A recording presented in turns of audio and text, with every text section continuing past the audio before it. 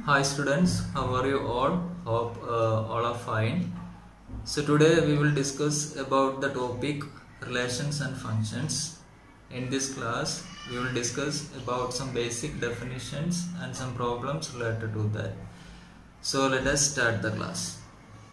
So we can start with some basic definitions. First thing, that is Cartesian product of two sets.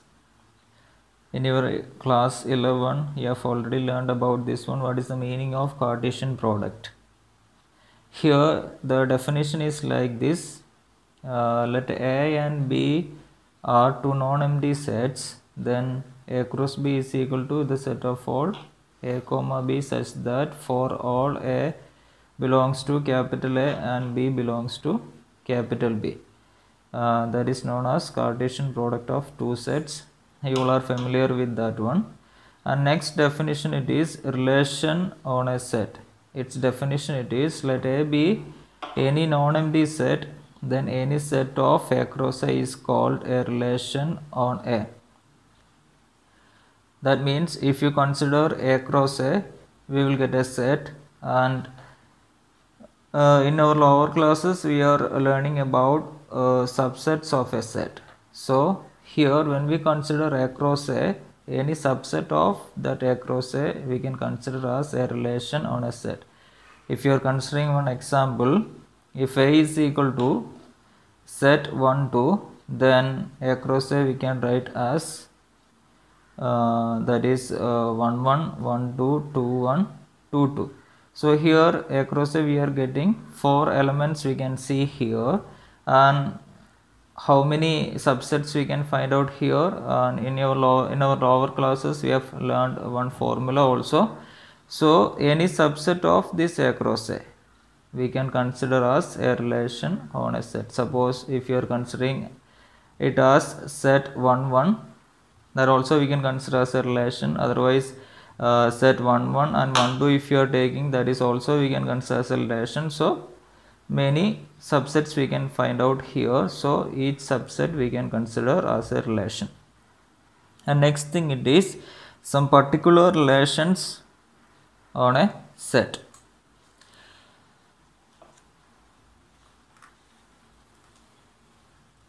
The first one, it is empty relation.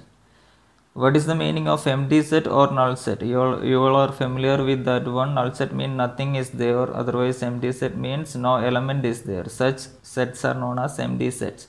So here it is empty relation, that is if nothing is there in that relation, that means as phi is a subset of A cross A and phi is a relation on A, this relation is called empty relation. We know that a relation is any subset of A cross A, but we know null set is a subset of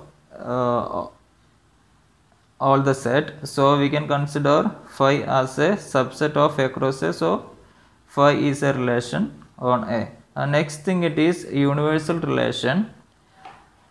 We know the full set is also subset of a set. So we can consider as A cross A is a subset of A cross A itself. So A cross A we can consider as a relation on A. So that full set is known as the universal relation, because here A cross A is the full set. So this relation is called as universal relation. And next thing, it is identity relation. Its definition is the relation that is IA is equal to the set of all A such that A belongs to capital A is called identity relation on A. And if you are considering one example, suppose the set A is equal to 1 2 3, then the identity relation on A is given by, that is IA is equal to 1 1 2 2 3 3. If the elements are 1 2 3, that means identity relation will come 1 1 2 2 3 3. Suppose if the set is set 1 2, then what should be the identity relation? That should be set 1 1 and 2 2. The next thing, it is types of relations on a set. Here we are discussing about three types of relations. First one is reflexive relation, and second one is symmetric relation, and third one is transitive relation. And here let R be a relation on a non-empty set A, then R is called, when we can say R as a reflexive relation, the condition is like this: when if R is a reflexive relation, if and only if A is related to A itself, that means A comma A belongs to R for all A belongs to A. What is the meaning of that? We can explain it by using one example. Here you just consider one relation, one set is here, that is A is equal to 1, 2, 3, and suppose we are considering as one relation as R1 is equal to set 1, 1, 2, 2, 3, 3. What is the set? What is the given set is 1, 2, 3. Here condition is given that when we can say a relation is reflexive relation, A is an element, A is related to that element itself for all A belongs to capital A. So here three different elements are there, 1, 2, 3. So each element should be related to that element itself. So here we can see 1 is related to 1, and 2 is related to 2, and 3 is related to 3. So all the three elements are related to that element itself. So we can consider this first relation as reflexive relation. And second one, that is symmetric relation. Its definition is symmetric relation. We can say if and only if A is related to B implies B is related to A. That is, if A comma B belongs to R implies B comma A belongs to R for all A comma B belongs to A. This is also we can explain by using an example. Here when we consider this second relation, that is R2, the relation is like this: set 1, 1, 2, 2, 3, 3, 1, 2 and 2, 1. What is the condition? If A is related to B, then B should be related to A, then only we can say it as a symmetric relation. So you just consider this 1, 1, and if you are taking 1, 1, then that is, if here A is 1 and B is also 1. So if you are writing BA, then also we are getting same as 1, 1, and then 2, 2 also same, and 3, 3 also same. But here we consider this 1, 2. Here A is 1 and B is 2. So what we can say here, when we can say it as symmetric, if 1, 2 is there, then 2, 1 should be there, because A is related to B implies B should be related to A. So here 1, 2 is there and 2, 1 is also there. And the next thing, that is transitive relation. Its definition is, when we can say it as a transitive relation, that is transitive relation if and only if A is related to B, B is related to C, that implies A is related to C. That means A, B belongs to R, B, C belongs to R implies A, C belongs to R for all A, B, C belongs to capital A. What is the meaning of that one? If in a relation A is related to B and B is related to C, if A is related to C, then only we can say that, otherwise we can consider that as a transitive relation. And we can go through an example also. Here we just consider another relation R3, and that is set 1, 1, 1, 2, 2, 3 and 1, 3.